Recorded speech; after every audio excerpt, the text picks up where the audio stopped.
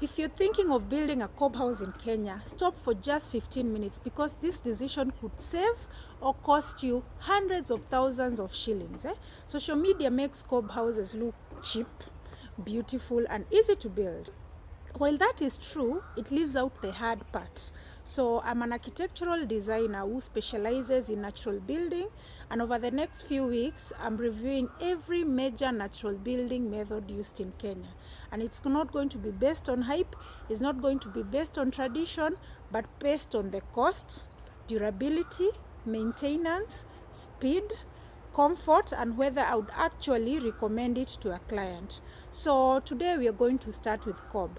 And by the end of this video, you'll know exactly what it takes to build one, who it's best suited for, and I'll give it a final score, compared to all natural building methods. Natural buildings are, there's COB, Ramdath, Bale. You watch and see. Before we begin, let me make one thing clear. I love COB and I've worked with it. I think it's one of the most beautiful building materials in the world. But beauty alone doesn't make something the right choice sometimes. My job isn't to convince you to build with COB or not to build with it. My job is to help you choose the right material for your project. So what is COB? Mixture of clay, okay, that is terry soil, sand, straw, and water. And unlike bricks, you don't mold it into blocks, you just sculpt it directly by hand. So every curve, every window, every niche, every bench, it just becomes part of the wall itself. That's why COB houses have such an organic, handcrafted feel.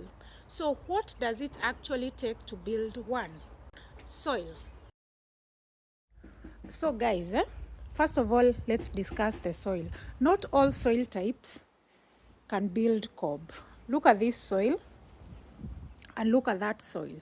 If you have this type of soil, for you, building a COB house is going to be easier than if you are using this type of soil. Can this type of soil build COB? Yes, but it takes a lot of improvements. By improvements, I mean you need to do so many tests. So unaongeza soil, you can mix with that, and then you add lots of hay, you add lots of sand, mpaka upate the perfect mix, which is why in my profession mara nyingi the first time nimeenda site visit, miwa collect soil sample, okay?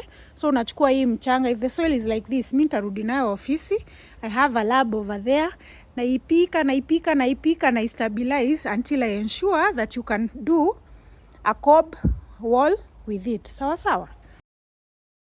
COB can't be rushed, unlike conventional construction. When you unapiga plaster and you move, you can't rush COB. You build it in layers, then you wait ikauke. The wall has to gain strength before you add the next lift.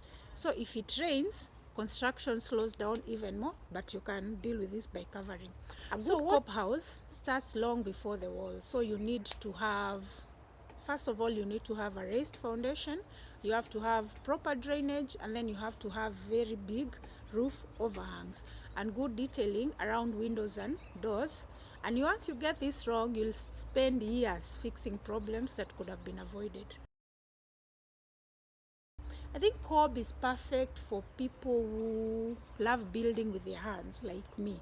Okay, they want that artistic freedom, and they have plenty of time, and they enjoy the process as much as the finished house.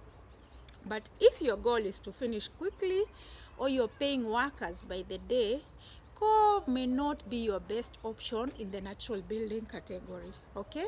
So what's the real cost? Here's the biggest misconception. People say COB is cheap.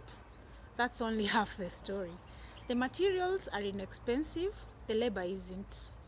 When you factor in time, skilled labor, and the slower pace of construction, the total cost can surprise many homeowners. So when it comes to the maintenance, a well-built COB house can last for generations. That's a good thing. But it is not maintenance free. You'll need to inspect the exterior regularly, but now fixing it is not a problem. You need to repair the small cracks before they become bigger. You need to also maintain your roof and protect the walls from excessive rainwater. Okay? Like any natural building, prevention is much easier than repair. Now let's talk about where COB truly shines: thermal comfort. Because the cobbles are thick, they absorb heat during the day and release it slowly as temperature drops. So that creates a very comfortable indoor environment with fewer temperature swings. Then there's the beauty, the curved walls, the niches, sculpted shelves, built-in seating, the fireplaces, you know, it forms organic forms that simply aren't possible with conventional construction. So, what's my final verdict? Would I recommend COB? Yes, but not to everyone. So, in the next episode, we'll review rammed earth, a building system that's faster, stronger, and in my opinion, is one of the best natural building methods for many projects in Kenya. Okay? So if you're planning to build using natural materials, subscribe and follow this series. By the end, you'll have a clear comparison of every major natural building system so you can make an informed decision for your home. And remember, there's no perfect building material, only the right material for the right project.